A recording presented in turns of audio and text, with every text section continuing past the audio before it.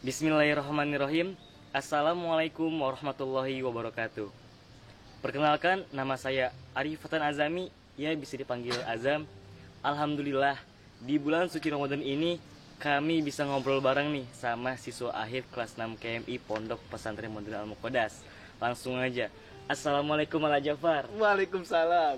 Apa kabarnya Ala Jafar nih? Alhamdulillah saya baik-baik saja. Omong-omong, siapa nih nama panjangnya Ala Jafar? Kalau nama panjang saya Jafar Alizudin. Berarti kita panggilnya Jafar, Ya, Ala Jafar. panggil aja Ala Jafar. Oh iyalah, Ala Jafar ini asal dari mana nih?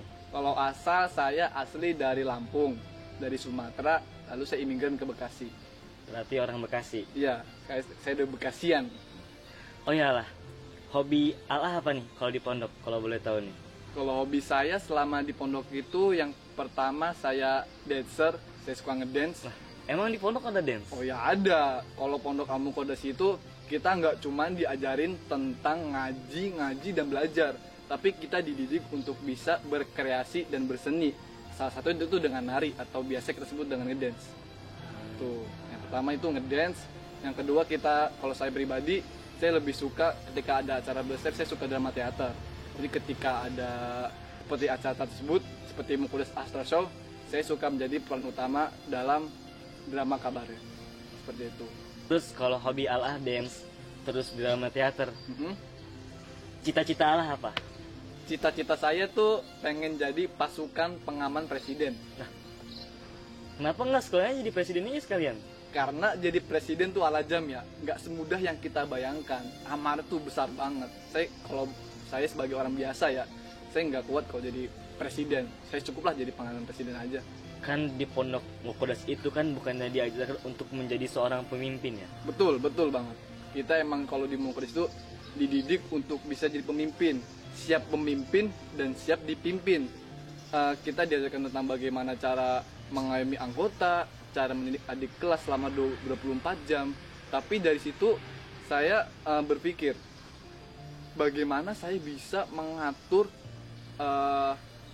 negara yang jumlahnya itu, pulaunya itu, gugusan pulau tuh sampai 300 juta mungkin, 300 ribu, dan berjuta-juta penduduk. Saya tidak kuat mungkin kalau misalkan suruh megang negara ya, kalau misalkan jadi presiden nih. Cuman kalau misalkan anggota setiap hari mungkin saya masih bisa, yang dalam jumlah mungkin hanya 190 anak. Cuman kalau dalam negara yang sebesar Indonesia, saya masih tidak mampu. Cukuplah saya jadi pengaman presidennya aja gitu. Tapi kalau misalkan nih takdirnya jadi presiden gimana? Kalau misalkan takdir jadi presiden ya, Iya. ya kalau misalkan saya sama Allah takdirkan jadi presiden ya, insya Allah saya akan menjalankan amanah itu sebaik mungkin. Jadi terima-terima aja kan? Ya kalau saya jadi presiden. Terus kalau nggak jadi presiden?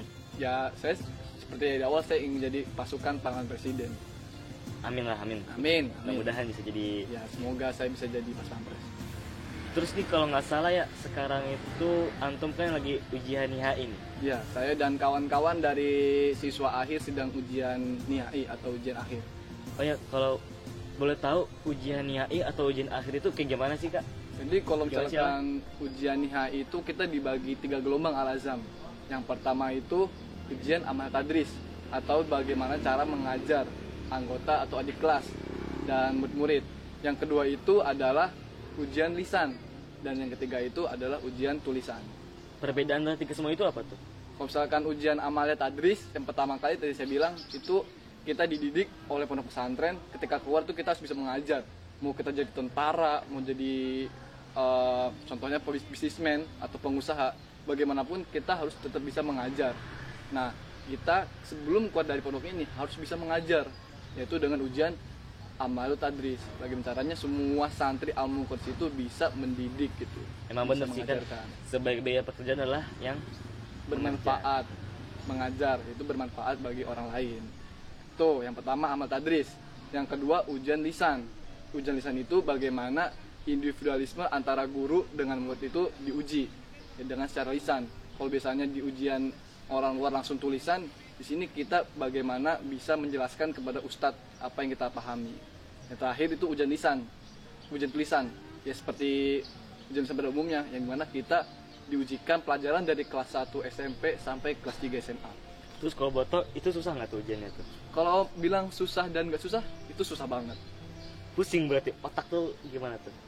Kalau saya pribadi ketika misalkan keluar dari ruang ujian itu sangat terasa pusing kepalanya, dimana kita satu hari diujikan 2 pelajaran dan satu pelajaran itu minimal 4 buku. Total mungkin kira-kira satu hari itu kita belajar 6 buku. Berarti semua pelajaran? Semua pelajaran kita pelajari, yang dari kelas 1, baik itu pelajaran umum seperti kimia, geografi, fisika, dan lain-lainnya. Kan kalau misalkan ujian akhir di luar-luar kan tadi cuma 4 pelajaran doang tuh, kayak matematika, Indonesia, Inggris, sama IPA. Betul. Terus kalau di pondok semua pelajaran? Semuanya, yang tadi saya sebutin pelajaran umum, bahkan sampai pelajaran pondok seperti nahu, sorof, tarik Islam, dan lain-lainnya kita diujikan semuanya. Itulah beratnya kalau kita ingin menjadi alma mater alumni Al-Muqaddas. Bisa nggak tuh ngejalanin itu semua? Insya Allah kita bisa semuanya. Together we can. Oh iya lah Jafar ya, kan sebenarnya tuh ya kebanyakan pada umumnya orang-orang itu takut sama yang namanya pondok. Ada takut orang tua lah, takut jauh dari orang tua lah, takut apa-apa serba sendiri lah, takut kena hukuman lah. Betul. Dan kebanyakan juga orang masuk ini itu kebanyakan terpaksa. Betul. Ada yang terpaksa sama orang tua, ada juga yang inisiatif dengan sendiri.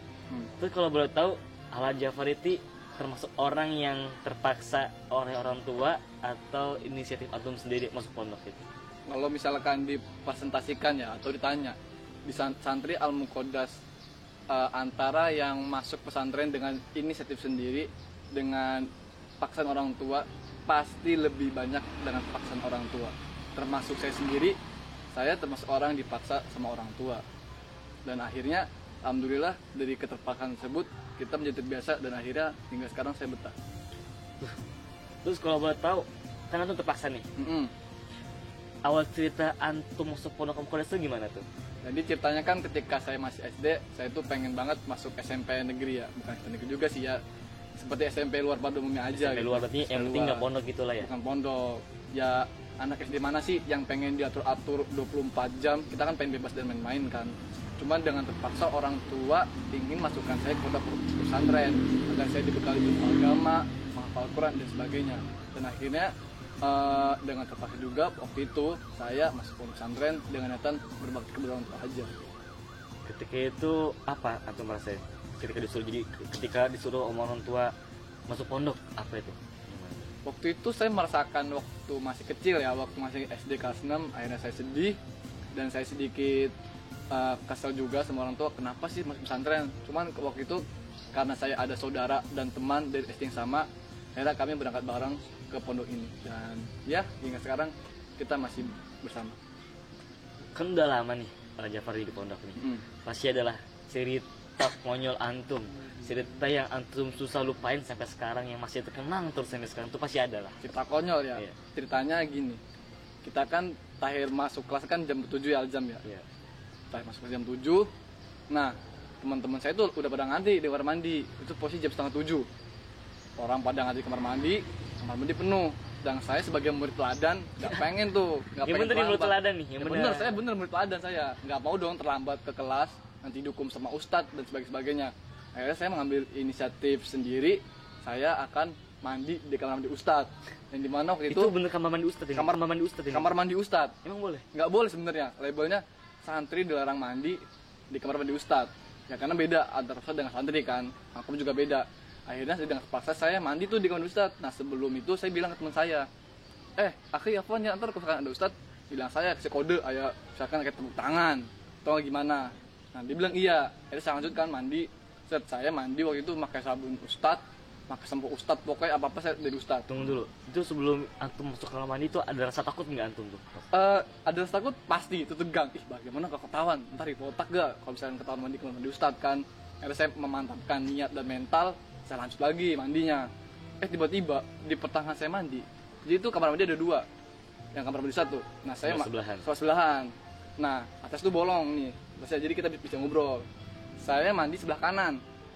Ketika di pertengahan mandi datang ustadz yang asli nih, ustadz beneran di sebelah yang kiri. Akhirnya mandi di sebelah saya. Nah sialnya lagi teman-teman saya sengaja nggak ngasih tahu kalau ustadz datang biar saya dimarahin. Nah Ketika pertama mandi, kedengeran kan suara orang kunci tak gitu. Nah, saya tahu nih, oh Ustadz nih di samping saya. Akhirnya saya tegang dan beliau ngajak ngobrol saya. Dikira saya Ustadz. Dia manggil saya, Ustadz, apa dong? Sabun, kata dia kan. Nah, saya panik nih. Kalau misalkan saya ngomong pakai suara saya kan itu masih kecil ya. Suara saya kan masih cempreng. Kalau misalkan saya ngomong pakai suara saya, ntar kedengeran kan. Akhirnya saya dengan pedenya, saya gede-gede suaranya. Oh iya Ustadz, bentar ya, saya ambil sabunnya. Nih, tangkap. Buk. Nah, dia nangkep, tek. Syukuran ya. Ustadznya nggak ngerasa bahwasannya Nggak itu ngerasa kalau itu saya.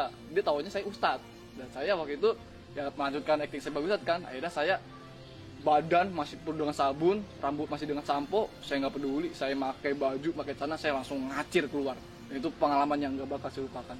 itu sampai sekarang belum ketahuan kan sama Ustadz Sampai ya? sekarang belum ketahuan sama Ustadz. Jadi kalau misalkan Ustadz nonton, Afwan, ya itu kejadian lama, mau dimaafkan ya.